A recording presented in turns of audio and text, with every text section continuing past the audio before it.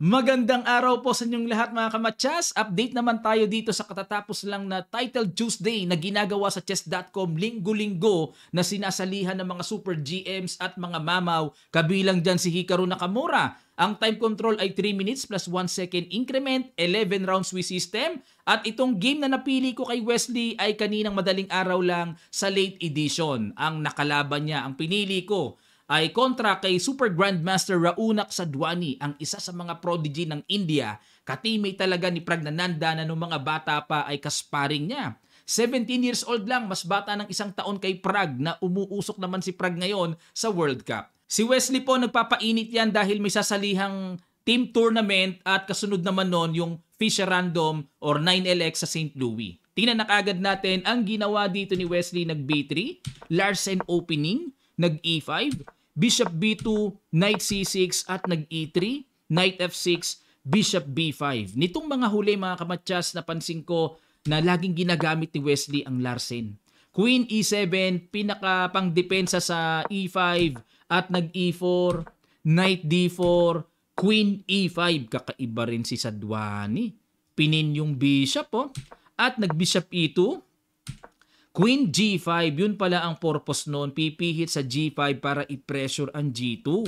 Kinaslingan lang at nag-Bishop C5. Yan naman ang maagang novelty sa opening battle na ito. Dahil sa mga nagdaang laban, ang ginawa na dito ay D5 para makalabas lang ng simple ang Bishop.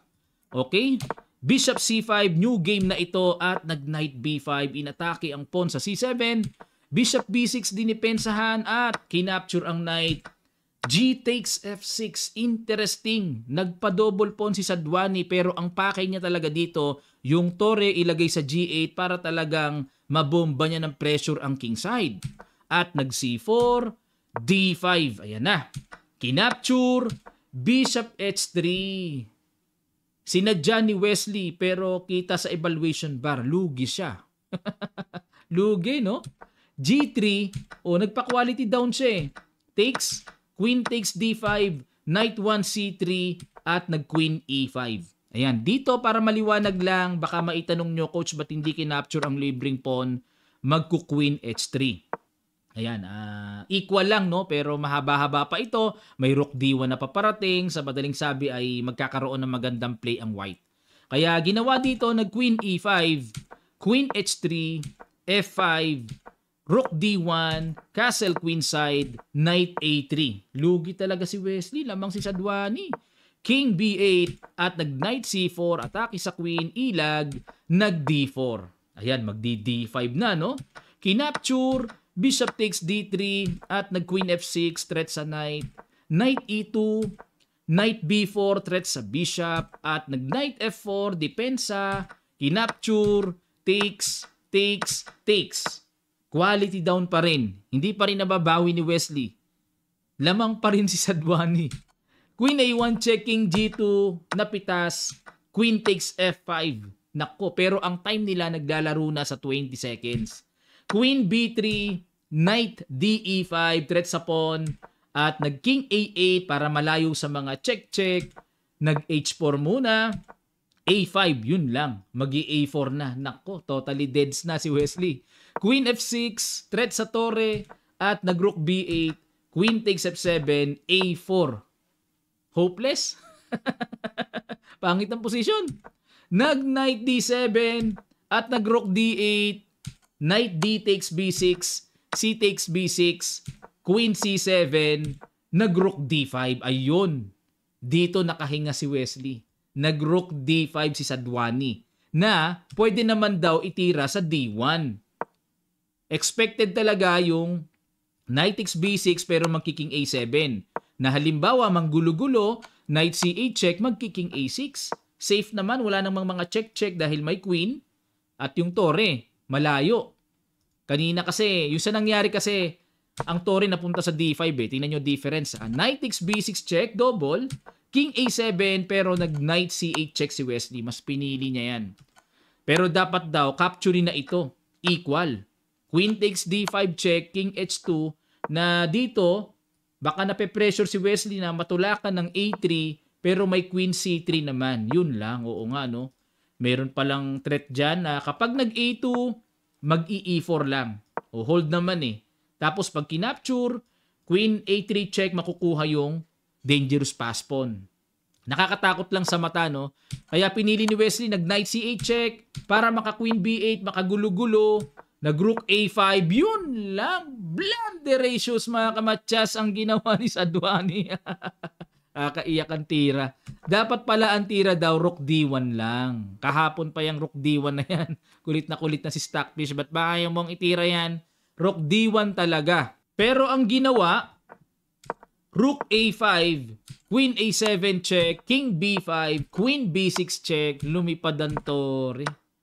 Wala na kasing oras din eh, no?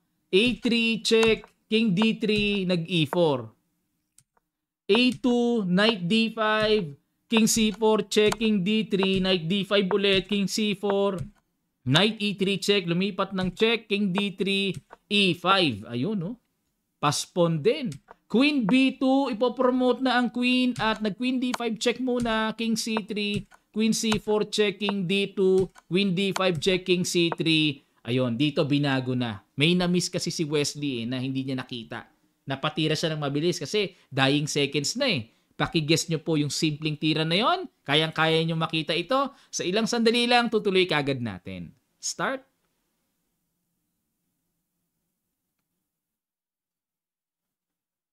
Maraming salamat. Congrats sa mga nakakita. Knight D1 check double. Yan. Nag-King C2, Knight takes B2, A1 Queen, and nag-Knight C4. Okay, lesson dito sa Blitz Online, kahit na losing, tuloy lang. Huwag mong isusuko kasi may factor talaga ng blunderacious pagka mabilisan eh. Bullet, Blitz, Hyper Bullet. Sa rapid, medyo kaya ng pangalagaan kasi may oras pa yun eh. Pero depende pa rin sa mga position ha. Pero kapag ka sa blitz talaga, kahit na medyo losing ka, tuloy mo lang. Tuloy mo lang. Kung talo, di talo talaga. Pero yung chances na baka magkamali ang kalaban dahil sa time factor, yun ang sayang na baka makarecover ka kahit losing ka. Okay, nagpainit ang makina si Wesley. Pakita ko sa inyo ang kanilang standing dito sa late edition. Champion na naman si Nakamura. Biruin nyo, meron na palang record itong si Nakamura na 55 champions title sa Title Tuesday. Ang per champion dito ay $1,000. Pang 56 na to kasi champion siya eh. $56,000 na. Magkano yon? Mahigit 2 milyong piso na. Kinita niya sa Blitz Online lang.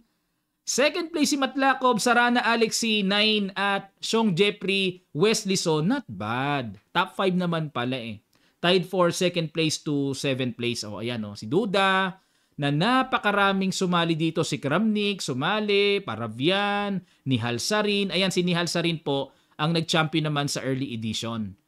Yan po ang ating mainit na update sa araw na ito at sa mga susunod pa ay mag-a-upload kagad tayo once na makakalap tayo ng mga maiinit na balita sa pandaigdigang headrest. Mamaya po abangan nyo ang live streaming natin sa World Cup Finals Game number 2 between Carlsen and Pragnananda at syempre tutukan din naman natin sa battle for third place kina Abasov and Fabiano Caruana. Maraming salamat sa mga gustong mag-avail ng ating Kamatsas merchandise. Just click the link in the comment section below para makapamili kayo. Maraming salamat po.